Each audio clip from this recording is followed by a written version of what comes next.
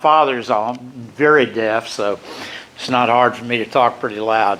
I did not have the idea for this institute. There are simple twists of fate that seem to dominate my life every now and then, and this was one of them. I happened to move to College Station. Oh, let me give you a little background on me. First of all, I've got a PhD in economics.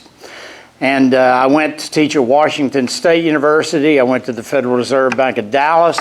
Then from there, I came to the University of Houston and was chairman of the Department of Finance for many years.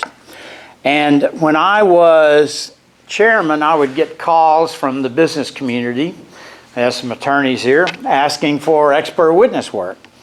But I did not have the facilities to take on the type of cases that were being sent my way, and I would send them up to a firm in Bryan College Station. After some time of doing that, and I spent a lot of years at the University of Houston. In fact, I think the University of Houston is a great university. Very underrated, by the way. I won't get into all of that, but anyway, yeah, that's right. But I got a call from the guys at that firm up there at A&M where I was sending cases, and I'd worked with them a little bit. And one of the guys that started that firm said, I want to go back to A&M full time. And he's now the head of the Private Enterprise Research Institute at A&M. And I bought his stock, moved up to College Station, and headed up a firm. We did a lot of economics consulting of a variety of types. And I did that up until a year ago. So I am not somebody that's been at A&M for a long, long time. I graduated from there. I was around it, of course, being back in College Station. And I very much am appreciative of my A&M background. And I happened to move next door to one of the world-renowned aerospace engineers named Dr. John Junkins. And it was John's idea for this institute, and he and I, because we were neighbors, would shoot the bull about this thing for years. Well, he happened to get this thing established at A&M, and took me out to lunch, and after its first year, and invited me to apply for the job of associate director of the institute. And I'm really the only full-time person in the institute. John Junkins is the director. He's half-time aerospace, half-time the institute. And took him a lot of work to get this thing established. And it was an idea that everybody thought was really neat, but nobody was really sure how it was going to work. The premise of this institute is that the finest universities in the world have access to the finest minds in the world, the finest researchers, the most accomplished, proven type people that are still very active. Anybody you see here, even the older Nobel Prize winner in physics you'll see in a moment, is very active. We don't run a Motel 6 for Nobel Prize winners who have stopped working or anything like that. The people we bring here, we study very carefully. I'll give you a little bit of insight into how the Institute operates. But let me show you a little bit about this thing first. But we are after elevating A&M to world academic leadership, and we're very serious about this. You hear a lot about the academics and all, but we are out to make A&M a world academic leader, period. The goal, we bring to A&M the greatest researchers and minds in the world to advance our rising star faculty and graduate students. What's a rising star faculty member? The way we view it is somebody who's proven to excel, maybe in the 45 to 50-year-old range, 40 to 50, has great accomplishments in the field already. And we bring in the very best in the world in his field to work with him. Now, we don't choose that person. The people that we bring in are chosen actually by the faculty themselves. So we don't choose them. In fact, I don't get a vote on them even, and neither does the director. We run the process by which this happens. But basically you have faculty that can nominate somebody who's the finest in the world they want to work with. And then it comes to us through what's called a university distinguished professor, which are prominent professors on campus, and or the dean and of that college. And then we have a committee that studies very carefully the nominations. And the committee is made up of 9 people. It's a revolving committee of university distinguished professors. And the nomination form is just 2 pages. First page is, who do I want? What are their credentials? And the second page is, why do we want them? What will they do for us? And they just send that to the committee. And this committee of 9 studies very carefully these people. They read their papers. They look at their graduates, because where are they? How many of them are they? Because we want this person to be a good mentor.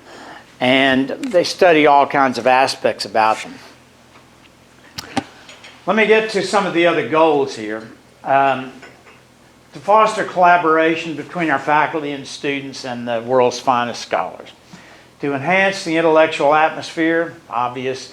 To inspire students to reach the heights of accomplishment. If you're working with one of the best in the field, it's easy to say these things. Living them is quite another matter. When you've got somebody next to you that is just the best, it's hard not to be inspired in a way that is unusual. In my particular field of economics, for instance, I would have loved to have worked with Milton Friedman, for instance.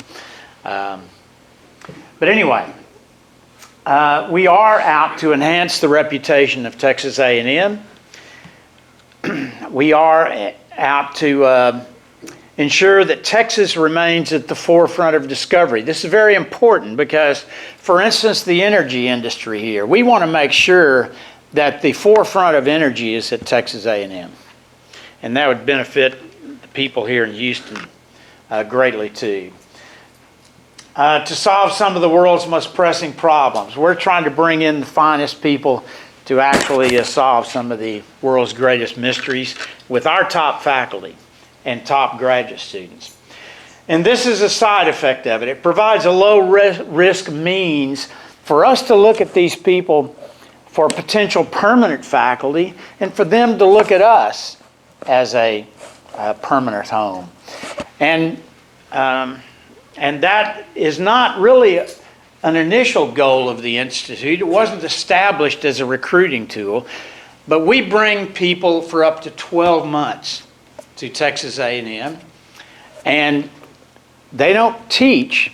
They involve themselves totally in research with graduate students and with the faculty, the rising star faculty. And so in a way they're teaching the graduate students by being involved in this research. But they have a chance to look at the opportunities that A&M has to offer. This is briefly the organization. Here's the president of A&M. There's the provost that kind of runs the nitty-gritty day-to-day. There's the vice president of research over all the research on the campus. And we report to the vice president for research. Point is, we're not in a college. We report directly to the upper power of the university. And faculty fellows of the Institute for Advanced Study is what we call these visiting professors that we bring in. I want to show you something that's brand new. If you were here last time for my talk, you did not encounter this. We're starting to put this together and have done it within the last month and a half. We are bringing in an external advisory board of A++ national people to sit and advise over the long run on the development of this institute. Not to fundraise particularly, I'm not talking about that, but actually to advise on the quality of it, changes it might improve it. But let me show you the chairman of this external advisory board. There's a guy named Norman Augustine. And I don't know if you've heard of him, but he is as it says here, he's really a national treasure.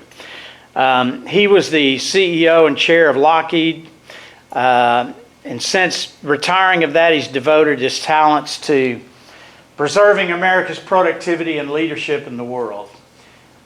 He's received 29 honorary degrees. He used to be president of the National Academy of Engineering, of which he was, of course, also a member. He's a recipient of the National Medal of Technologies and the National Academy of Arts and Sciences. But this is the main thing I want to talk about briefly, and that is he headed up a committee. In fact, Bob Gates was on this committee as well, and some other folks. But he studied what did America have to do to maintain its leadership in the world. And a couple of the key things was we got to improve math and science education in the basic schools, the K-12 schools, and we've got to have more engineers in America. And those are just two of the things. We've got to have more basic research.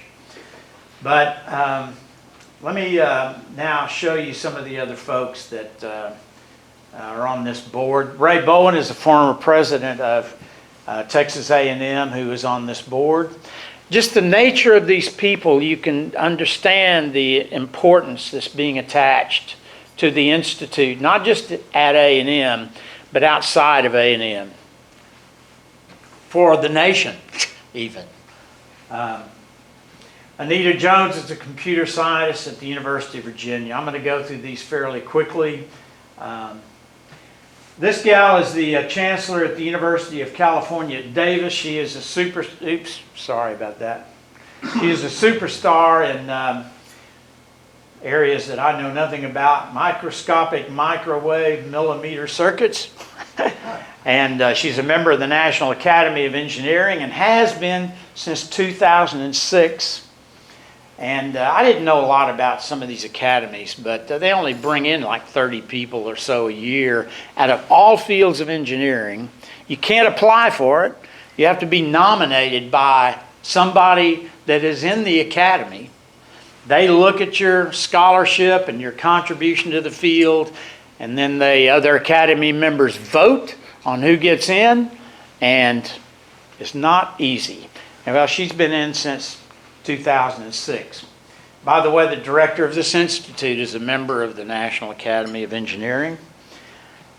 She's also a member of the American Academy of Arts and Sciences, but she's a superstar in engineering as well as in the administration of universities.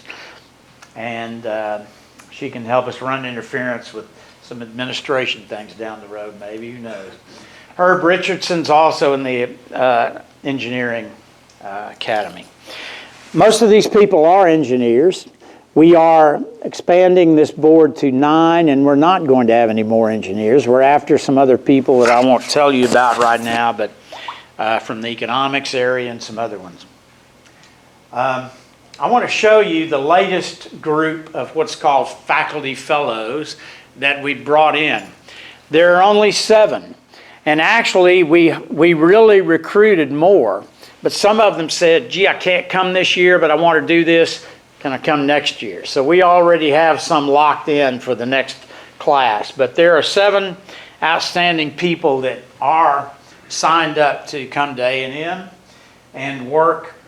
And when I say up to 12 months, some of these people choose to come for like 2 months for 4 years, which is really neat because it establishes in a formal way a real long-term relationship between A&M and the people there and these scholars. We have right now, for instance, from the second group of faculty fellows that was working with one of our graduate students, one of our PhD students. That PhD student's out in California now, studying with him and finishing up a dissertation, but out in California with that superstar, but will get the degree from A&M. This is a guy named Harold Adams. This is an unusual person from a variety of standpoints. This is the first person we've had that is not a pure scholar type. There are some areas, for instance, performing arts. Are you going to pass up the most outstanding performing artist in the world for somebody who writes articles about it? No. In architecture, performing arts, and a few other fields, we're after the people that have made the difference nationally. This person has the highest award that the American Institute of Architects can award. And by the way, this is the only Aggie that we have in this faculty fellow bunch. And he was not chosen because he was an Aggie, he was chosen because of this stuff right here. But even as a young person, his qualities were recognized. He's in the National Academy of Construction. But as a young guy, he was put in charge of President Kennedy's gravesite and the way it was going to be looking. He was president of RTKL. He built one of the largest, most respected creative architecture firms in the world. From one location up to 1,200 employees in 14 international locations. And he still works on many boards. He is at A&M this fall.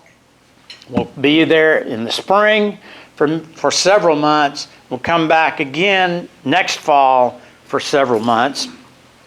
And he is working with the Dean of Architecture to have a strategic plan for developing the Architecture College to one of extreme national prominence. And that's one of his main roles. And there are about 5 departments in architecture, and he's working with all of them. This guy is a true hero. He's won the National Medal of Technology and Innovation. There's one of those a year given. He has, says over 100 U.S. patents. He actually has about 500 patents. About 100 manufacturing plants in the U.S. use his patents. Billions of dollars worth of structures in manufacturing use this guy's patents. He's in engineering. He's in chemical engineering from Purdue. And he will be a great asset to our chemical engineering department. I'll speak more to them in just a moment. This guy named Jack Dongar is from the University of Tennessee and the Oak Ridge National Lab. He is the writer of many complex and important software packages. His impact on high-performance computing is monumental, as all scientific codes of any importance use the products of his team. He designs the software where scientific calculations are done. And he is the most prominent in the world in that area.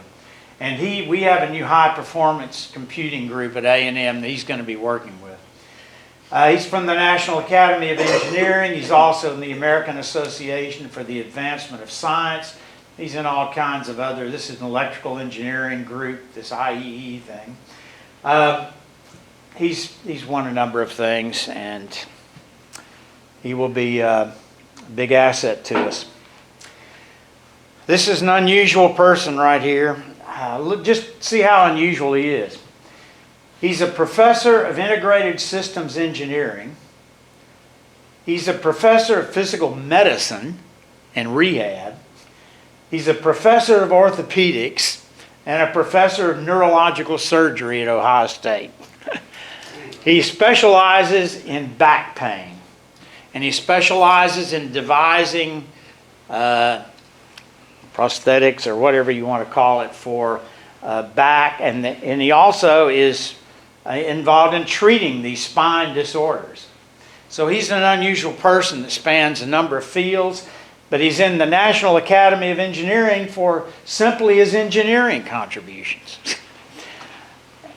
He's in the American Association for the Advancement of Science. These are people that are really hard to match in what they're doing.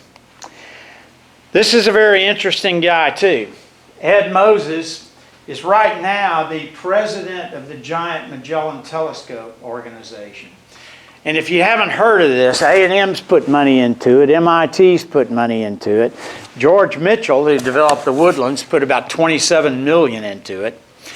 And it is a telescope that's going to be on a hilltop in Chile where it hasn't rained for 400 years, no clouds, and they're building this huge telescope up there, and it's going to be in like 5 big, huge mirror pieces. And when they get it done, it's supposed to generate images 10 times the quality of the Hubble telescope. I mean, it's mind-blowing to me. This guy heads the operation. But that's really a recent thing that he's done. He has actually been at the Lawrence Livermore National Labs. His expertise in high-powered laser physics applications is without peer. And this is not written by me, it's written by the physicist at A&M.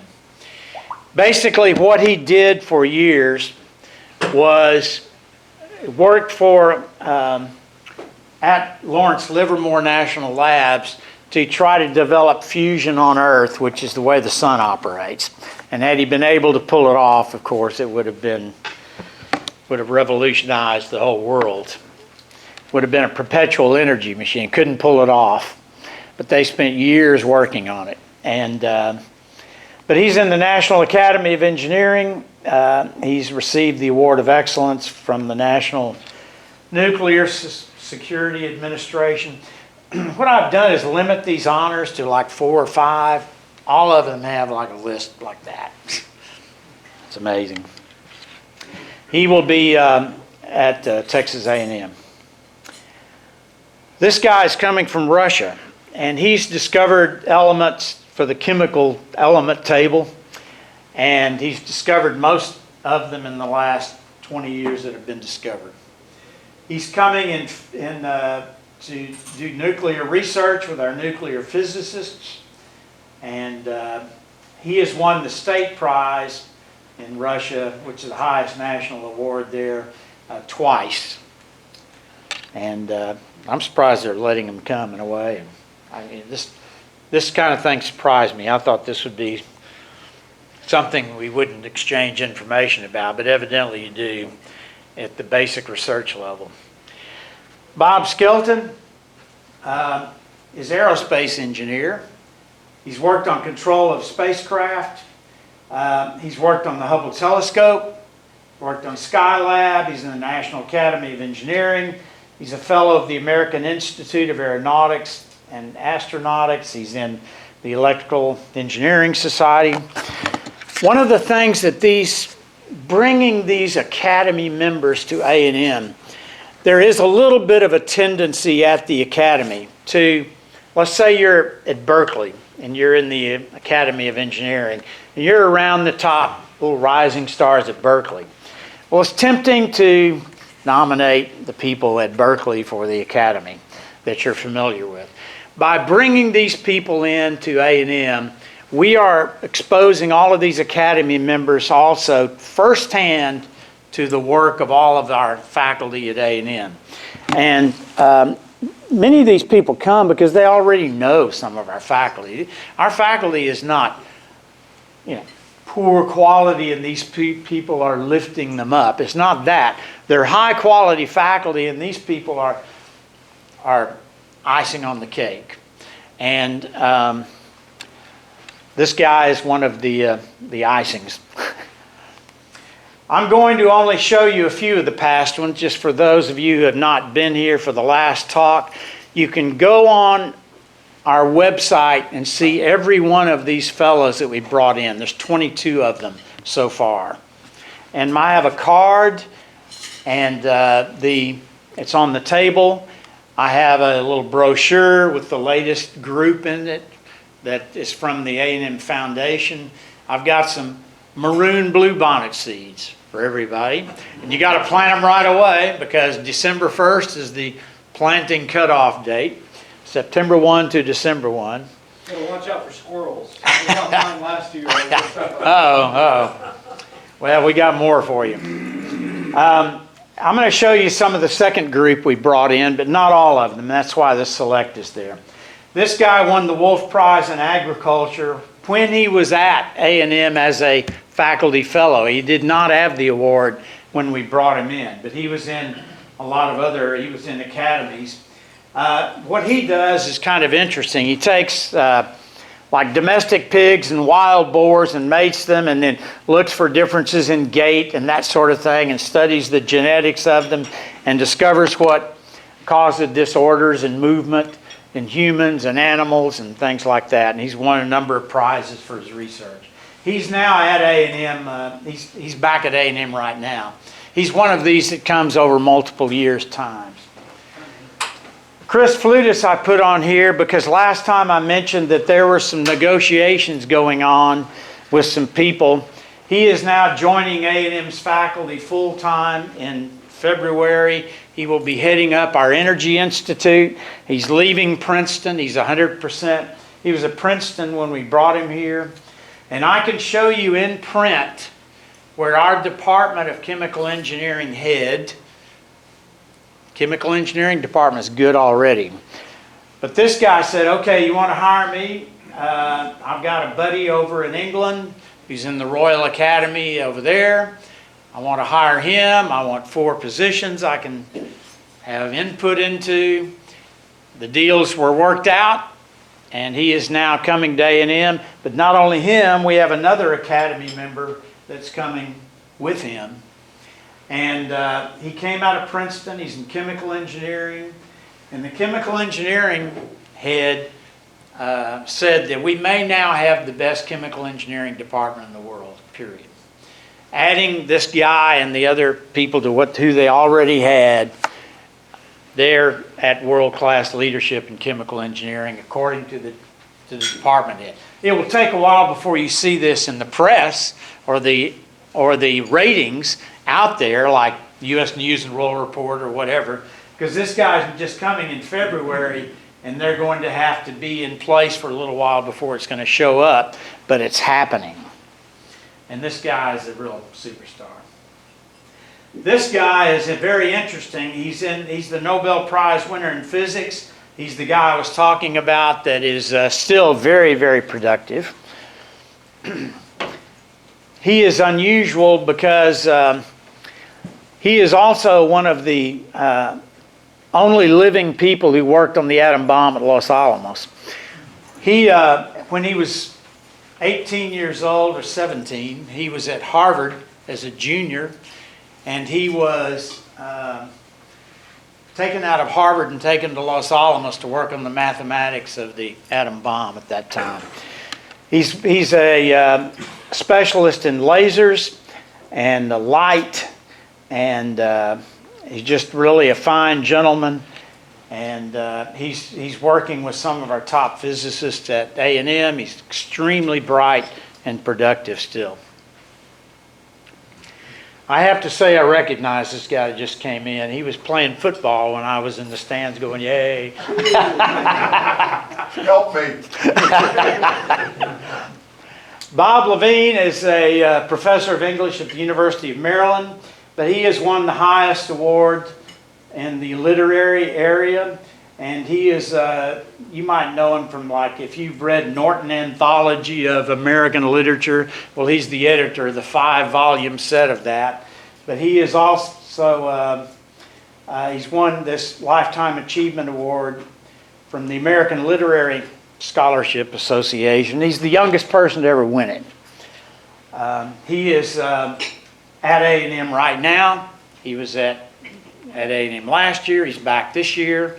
In fact, they were going out to dinner Wednesday night. So this guy has been the editor of the Annals of Chemistry, their top journal in chemistry, for the last 12 years.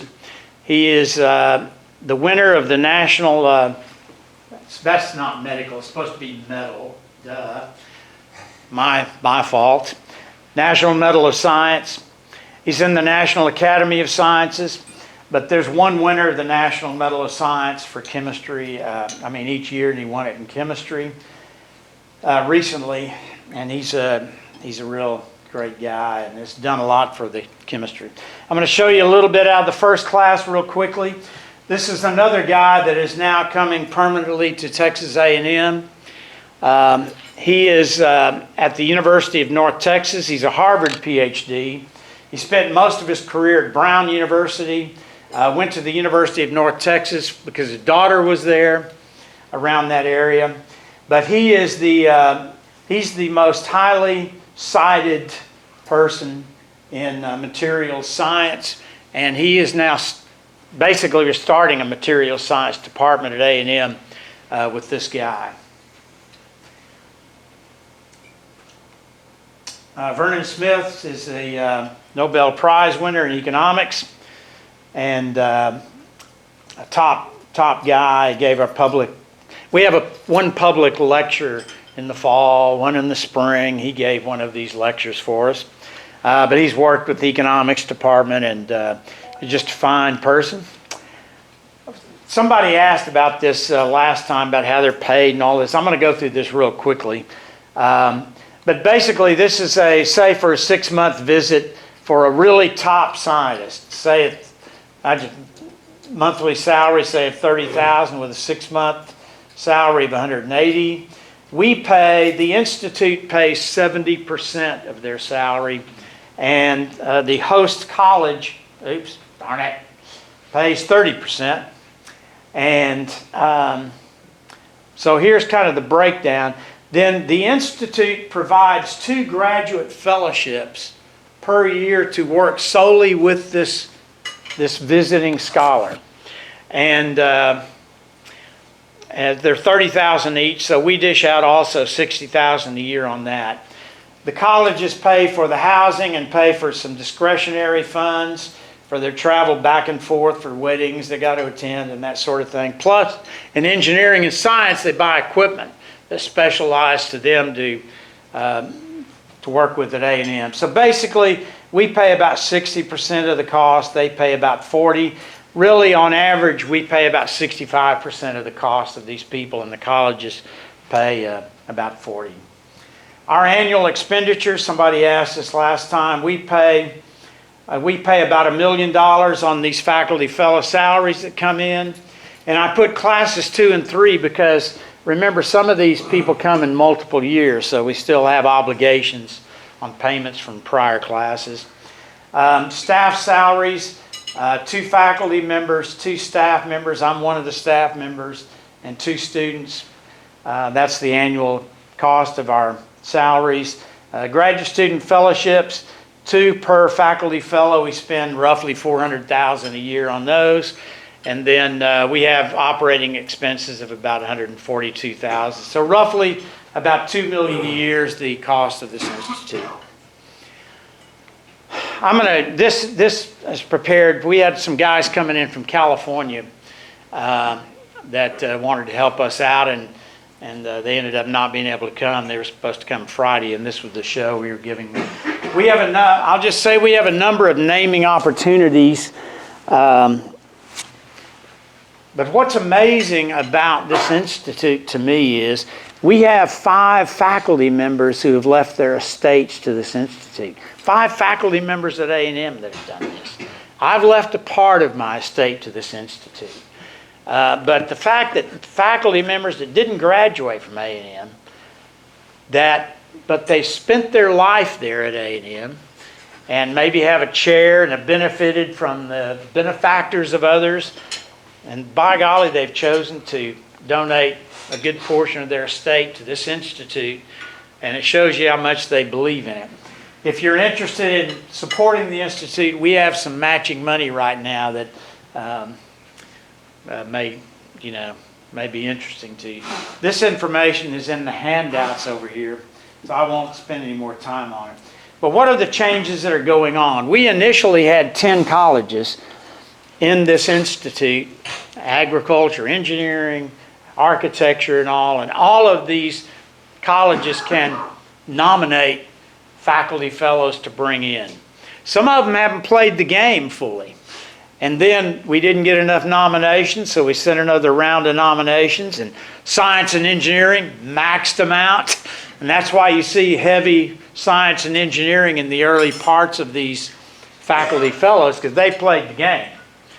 And also they've gotten a good bit of the permanent faculty as well. But the expansion of the Institute's advocates, we have advocates that help us raise money and promote the Institute, and you're probably familiar with some of those names. You could go on our website and see who the advocates for the Institute are. The Legacy Society is what I mentioned. There's been the creation of these first estate gifts. We've added the Health Science Center, and the Health Science Center at A&M does have one person coming next year that couldn't come this year. But they're already locked in for a faculty fellow for next year.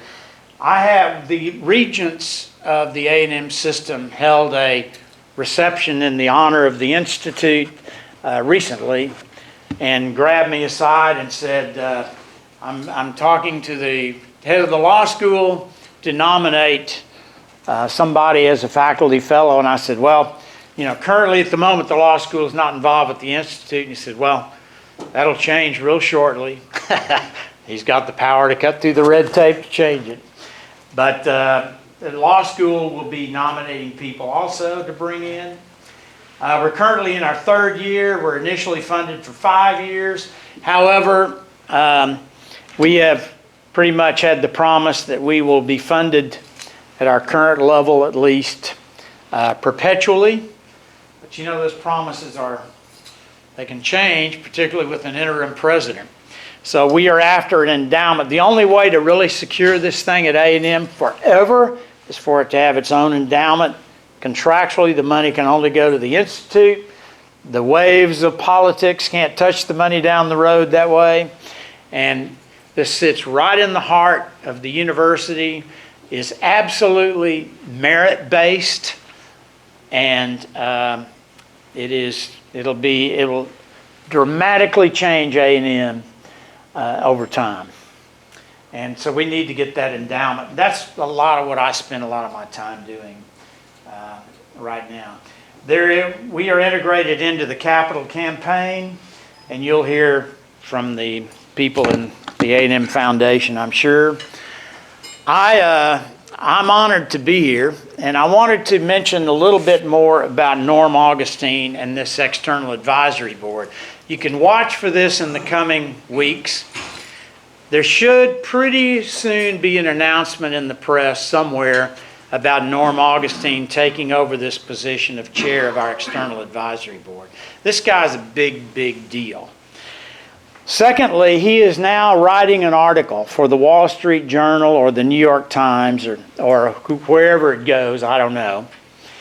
But what it's going to do is look at who out there is responding to what we put out in this rising above the gathering storm of what America needed to maintain its leadership in the world.